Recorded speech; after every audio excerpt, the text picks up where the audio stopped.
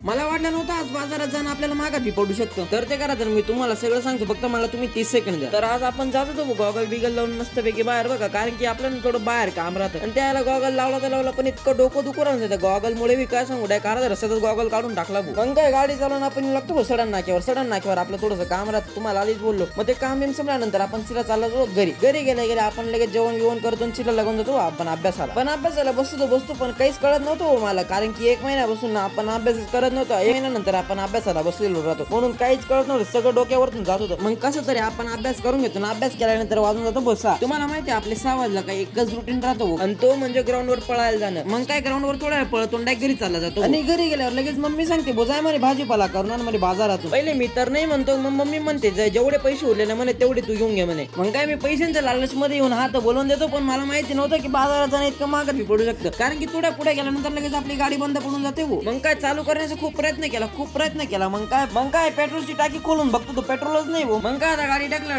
घेऊन येतो पेट्रोल वरती टाकून घेतो पेट्रोल. मग पेट्रोल टाकलं गेल्यानंतर आपण तिला घुसून जातो मग भाजी मंडी मध्ये. मग काय मी करतो आता भाजीपाला आणि तुम्ही करा आता मजा. आणि ब्लॉग आवडला असेल तर लाईक आणि फॉलो करून घ्या बरं का. मग भेटू पुढच्या ब्लॉग मध्ये, तोपर्यंत जय महाराष्ट्र जय शिवराय.